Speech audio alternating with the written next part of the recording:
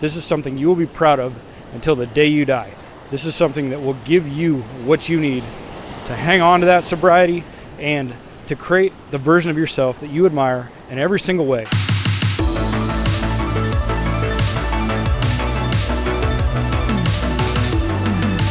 So I want to tell you about this really cool method I found to find true self-belief, to come past loss. For me, it was divorce. It could be career, housing, foreclosure.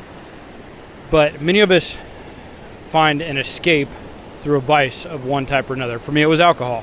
The addiction that you're experiencing right now, the loss, the things that have you feeling just completely defeated, these are going to become your superpower. These right now feel like the worst thing that are happening in your life, but they're going to become the best thing ever. It's because you can create your own hero's journey, and you have to get creative, be willing to deal with a lot of discomfort, and on the other side of this, you will achieve self-belief that you've earned through action, through overcoming discomfort, through going head-on into the challenges versus running away from it, seeking comfort, finding escape through your vice of choice. So let me tell you a little bit about the concept behind this. Modern Western world, very few men really get to experience a rite of passage, something that truly gives them self-belief. We've been taught to follow directions. If we do everything right, like everybody tells us to, then we're going to get things good enough, like it happened for our parents. And more people are finding that it's just not turning out that way. The addiction you're battling, the loss you're experiencing, these things might be the worst things in your life, but they're going to become your superpower. They're going to become the best things that ever happened to you. And that's because you can create your own hero's journey, and on the other side of it, you will beat your addiction, you will overcome whatever form of defeat that loss has left you feeling, and you will have true self-belief on the other side of this. You will become completely capable of overcoming temptation, and at some point, you'll just laugh at it. It won't even be a problem anymore. All of this is going to happen on the other side of this hero's journey, which you will create for yourself. So let me explain a little bit about the concept behind this, and then I'll tell you about the hero's journey I took myself on. It was a year long. It was very uncomfortable. It was very hard, and I was a completely different man on the other side of it. You can never take that away from me. The world we live in keeps us reliant and compliant by providing endless comfort and escapes. And those are the things that keep us from becoming strong, capable, powerful, resilient people. So what we're going to do is find a way to remove those comforts, remove our escapes, and commit to ourselves to pursue a journey that we absolutely, positively will not relent on. We will not give in, we will not give up, we will not bail no matter what happens. And something really, really challenging happened to me on mine. A bunch of things did, but something that would have ended it for most people. But I just refused, and I'm so glad I did. By removing all of our escapes and our comforts, we have no choice but to become our own hero, to overcome challenges, to become strong, resilient, capable. And when you actually do that and you don't bail when things get rough, you become a completely different person on the other side of it. Now, my unique and wild hero's journey will likely be completely different than yours. Some people would hate doing this. Some people might think it's stupid. Some people will love the idea. So let me tell you what I did, just because I want to plant the seed of putting yourself in an uncomfortable situation, removing your escapes and vices, and sticking with that deep commitment to yourself to see this thing through. So my crazy little hero's journey, I picked up a ex-diplomat's converted SUV from a limo broker in Washington, D.C. This thing had a lot of really cool stuff in it. I gutted it, turned it into a little mobile office with a little bed. And I set a date, I set a direction, and I said, no matter what, I am going to leave on that day. Engine went out on this thing before that happened. I financed it $10,000. And if everything went as planned, I might have even been able to have it paid off in the 0% APR period. Of course, things don't always go as planned. So I turned this ex-presidential motorcade SUV into a tiny home with only the essentials I would need to work and live and nothing extra. I set the date, I set the direction, starting out in Wichita, Kansas, and drove 1,300 miles west. The initial target was Palm Springs, California, because I was leaving in the middle of October, and that was 18 days after my last drink. I set the date, engine went out, and I ended up with $700 to my name. But the date was set, I was committed, I left. That was pretty much enough to get me gas to get to the West Coast, and that was it. I was headed to Palm Springs. Things didn't work out. Would have been great weather for the winter. Didn't work out. And just, who knows, by the grace of God, by the universe, whatever it might have been, I ended up in San Luis Obispo and Pismo Beach. Pismo Beach was just voted the #1 small beach town in America by USA Today.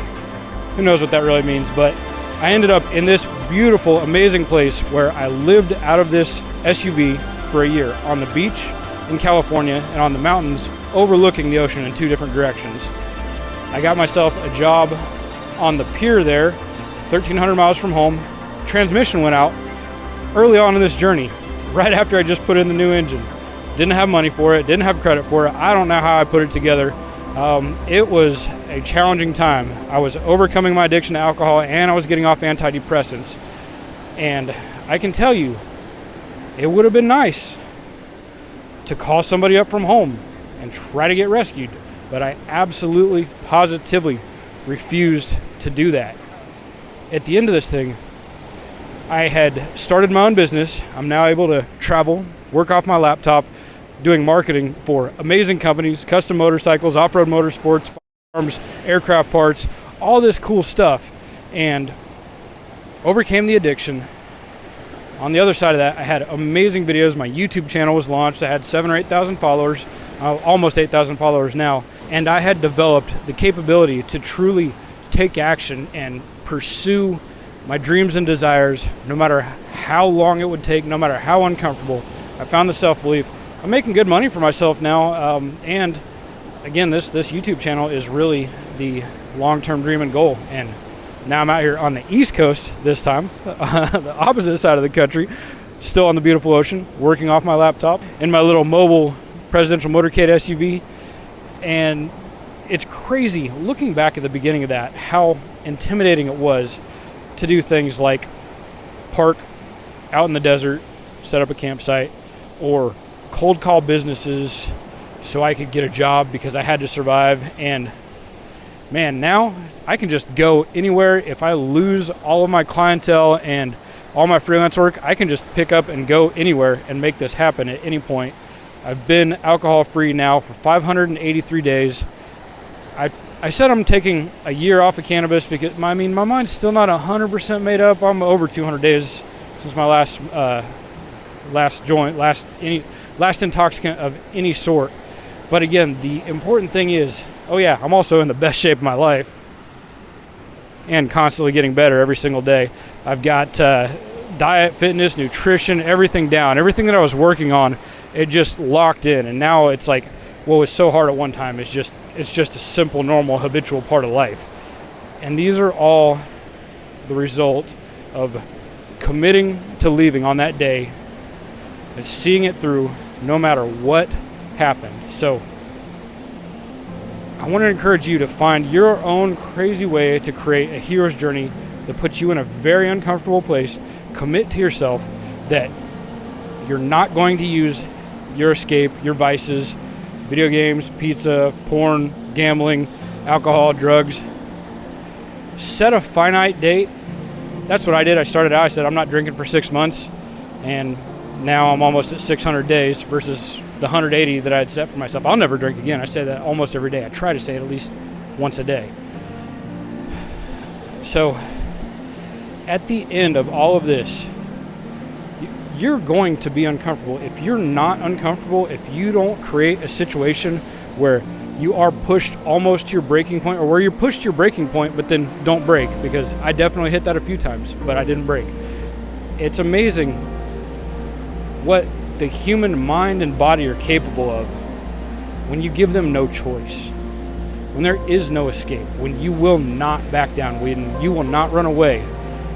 You start to realize that you are so much more strong and capable than what this world has taught us by giving us climate control and push button food and anything we need to entertain ourselves at any moment.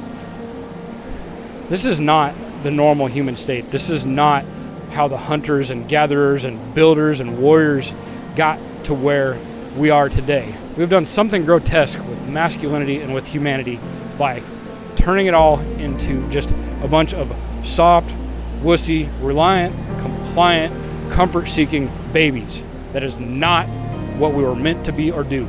And when you create your own hero's journey, you recognize, I'm not going to be a little soft, flabby, comfort-seeking baby anymore. I'm going to commit for the rest of my life to being tough, being strong, being resilient, and facing my challenges head on.